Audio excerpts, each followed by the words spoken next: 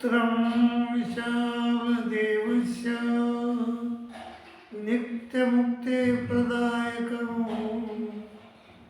मानने परमानन्दं वन्दे श्रीचक्रधरयोः सर्वाग्नि श्रीचक्रधर स्वामी की जय. मायबापू, गुजरात नावाचं राज्य आहे आणि त्या गुजरात राज्यामध्ये भडोच नावाचा एक शहर आहे. पूर्वी भडोच हे राजधानीचं शहर होतं. तिथं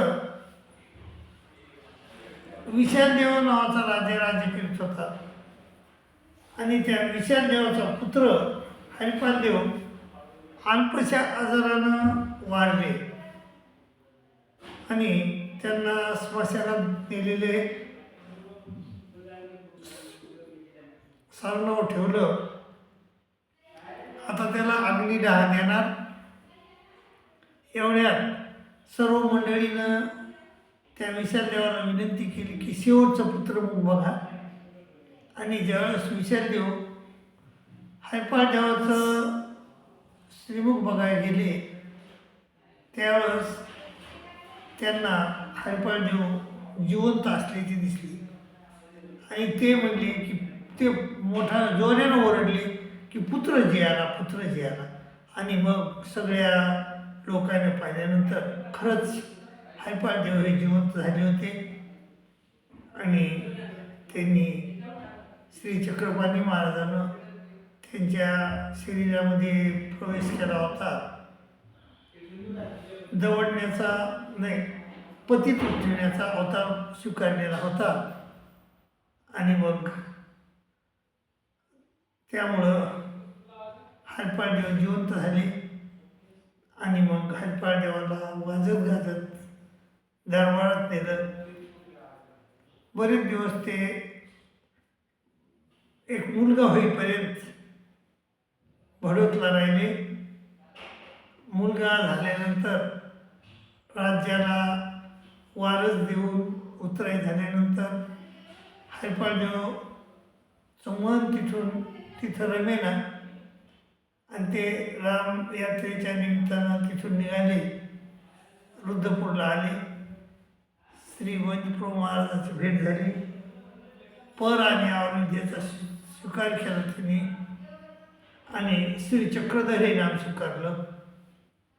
आणि तिथून पुढं ते 48 वर्षे जीवाच्या कल्याणासाठी महाराष्ट्रात आले. महाराष्ट्रात भ्रमले, गावोगाव गेली आणि जीवाचा उद्धार केला, जीवाला ज्ञान दिलं आणि या मानव पंथाची स्थापना केली. मायबाबू, जीवापुढं त्यांनी 2 ऑप्शन ठेवले. एक सर्वसमावेशक धर्म त्यांनी स्थापन केला. सर्वांना त्यामध्ये एंट्री होती. जातीचा विषय नव्हता. जाती धर्माला त्यांनी बगल देऊन हा धर्म स्थापन केला होता आणि सर्व जाती जमातीचे लोक यामध्ये प्रवेश करते झाले. आणि ह्या लोकांसाठी त्यांनी 2 ऑप्शन दिले. जे कणखर आहेत, ज्यांना परमेश्वर पाहिजे, त्यांच्यासाठी त्यांनी सांगितलं की इथं अनुसरा. प्रत्येक वेळेस त्यांनी सांगितले का अनुसरा. आणि अनुसरा म्हणजे काय करा? अनुसरा म्हणजे इथं अधीन व्हा आणि इथून मनीतले ते करा आणि अनुसरण घ्या. देशाच्या शेवटी जा, झाडाच्या तळवटी बसा आणि चिंतन करा. आणि त्याच्यासाठी त्यांनी एक विसावाचा दृष्टांत दिलेला आहे. त्या विसावाच्या दृष्टांतामध्ये ते म्हणतात की यानं साधकानं काळजी भाजीचं सेवन देखील करू नये आणि केलं तर ते निषेध आहे. तर त्यांनी निषेध सांगितले अनिष्ट अविधी हिंसा आणि अन्नधर्म.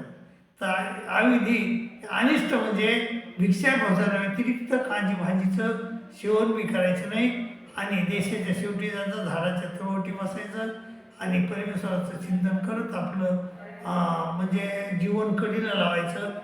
आणि मग मृत्यूनंतर परमेश्वर त्या जीवाला सुख्या श्रीमंताच्या घरी जन्म देतात आणि तिथून 12 वर्षानं काढून घेऊन जातात आणि मग त्यांना अप्रोक्ष सामान्य विशेष ज्ञान देऊन उद्धार करतात. ही पहिली ऑप्शन आहे. ज्याला होईल त्याने ही करावा, पण ज्यांना होणार नाही त्यांच्यासाठी दुसरी ऑप्शन दिली आणि विशेष करून कलियुगाच्या लोकांसाठी दिली. कलियुग म्हणजे उत्तरोत्तर कलियुग फार वाईट येणार आहे. आता आज बघा तुम्ही, आज आज 70 वर्षापूर्वी 100 वर्षापूर्वी कलियुग कसं होतं आणि आज कसं झालं, आज इथून पुढं 100 वर्षांनी कसं होणार आहे. त्यामुळं ह्या कलियुगात राहायचं नाही असं त्यांनी सांगितलंय. त्यांनी सांगितलं की युगाविपरीत अनुष्ठान म्हणता कृत्ययोगी जन्म, युगाविपरीत अनुष्ठान घडे त्या चौकडी चुकी. अशा 2 गोष्टी त्यांनी सांगितल्या, 2 वचनं सांगितले. तर ते म्हणले युगाविपरीत अनुष्ठान केलं म्हणजे कोणीही म्हणजे हे जो आता कलियुग आहे आणि या कलियुगाचा जो धर्म आहे तीर्थक्षेत्र व्रतदान, तर तीर्थाला जायचं नाही, क्षेत्राला जायचं नाही, व्रत करायची नाही आणि दान करायचं नाही. आणि मग हे न करत परमेश्वरावर श्रद्धा ठेवायची आणि परमेश्वराचं चिंतन सदोदित करायचं. तर मग काय होतं आहे, मग आपल्याला मृत्यू येतो आणि मृत्यू झाल्यानंतर परमेश्वर आपल्याला आपली चौकडी चुकितात. नाहीतर प्रत्येक जीवाला ज्यानं ह्या कलियुगात जन्म घेतला, कलियुगे जन्म मात्र चौकडी पाहिजे नरक असं देवानं सांगितलं. त्यांचं जन्म घेतला कीच नरक होतो त्याला.